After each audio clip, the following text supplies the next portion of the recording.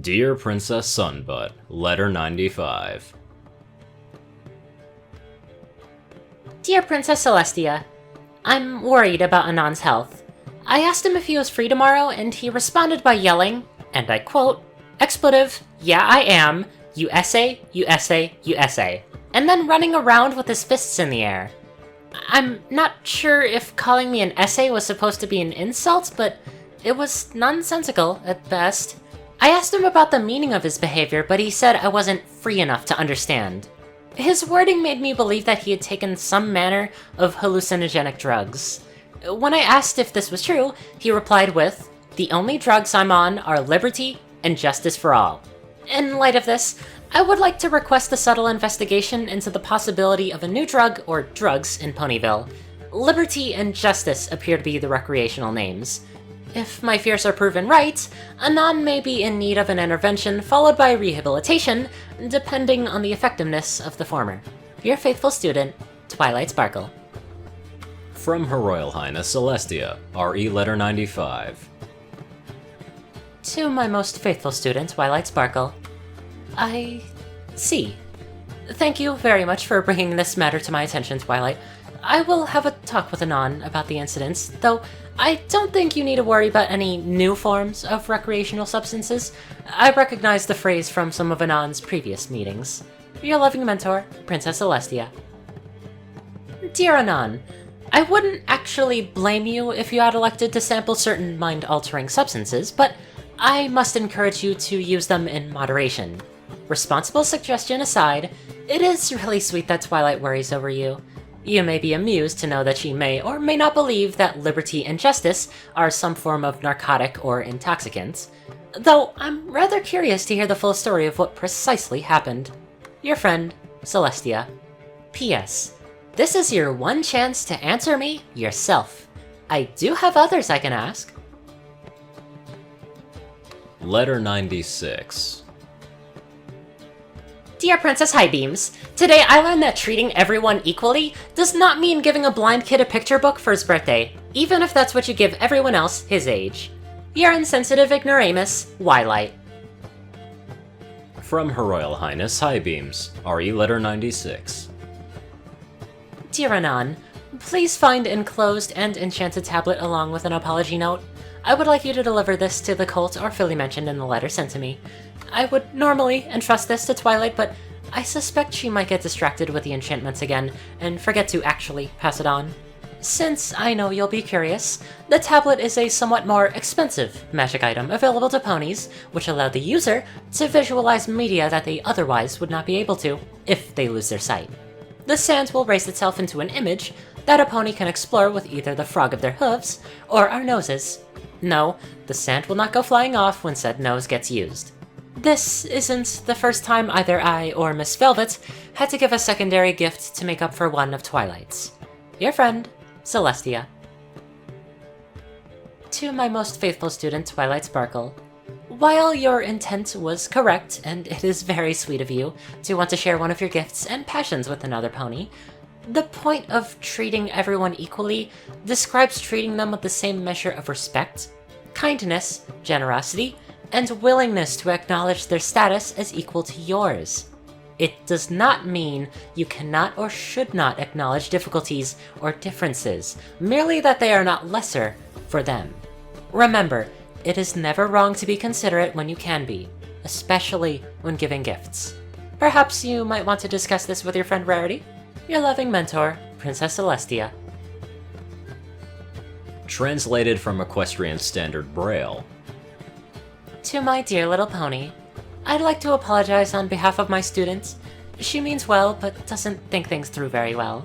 I have included a little part 2 of her gift so that you may enjoy it with the spirit that it was given in. Simply place the tablet smooth side down against an open book or paper. Words will be raised either in standard equestrian or braille. There's a switch on the side. And pictures will be translated to a physical representation along the surface of the rough side.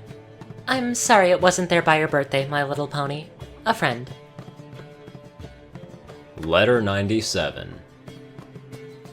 Hey, Tia, I couldn't say this in the Opera House because public image is kinda your whole thing, but that was fucking awful.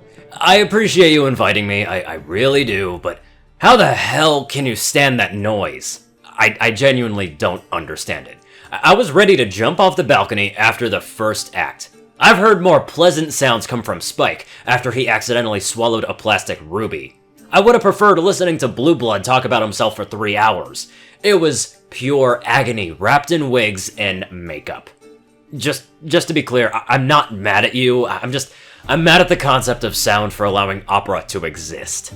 Sorry for ragging on something you enjoy, it's just...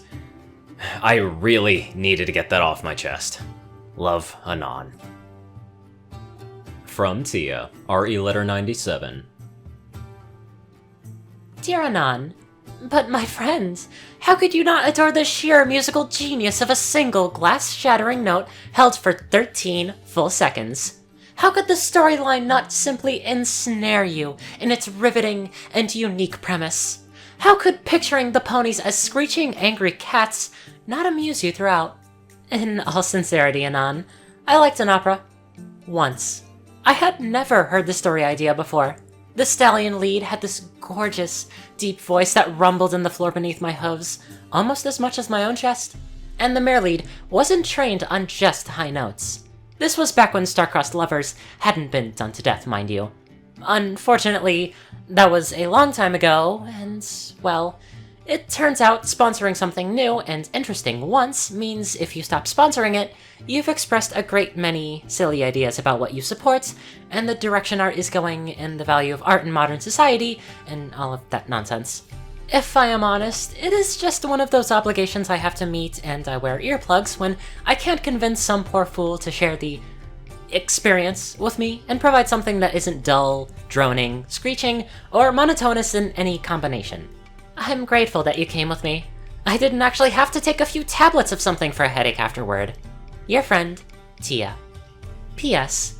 Perhaps consider it vengeance for not warning me of the introduction of the premise of Up. Letter 97.1.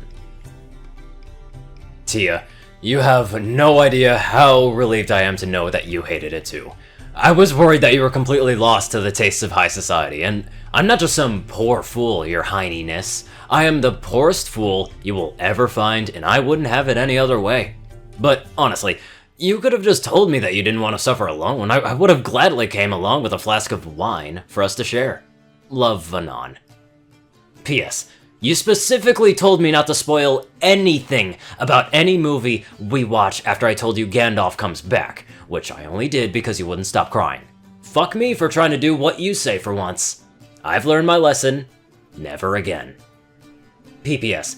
Snape kills Dumbledore. From Her Royal Highness, Heininess, RE Letter 97.1. Dear Anon. He what? When? Why? What? Tia. P.S. You could have just said, this part is sad, but gets better. I can't believe Anon spoiled that for me. Anyway, I'd love to give a very special thank you to my bright donators. Top donator, Dash of Evergreen, Peter Coulthard, Dresdon, dospo, Runescythe9852, CourierCruz CI, Dwight Cornel, gagi, Secret Moon, Rhyny Dragonwolf, Starlight Glimmer, David D. Sanchez, Trey, Pokekiller Zach, Soul Dragon, Dak Britton, and Joe Piercy. Thank you all very much for watching this video, and I will see you all in the next one. Why the fuck did I do that voice? Fuck.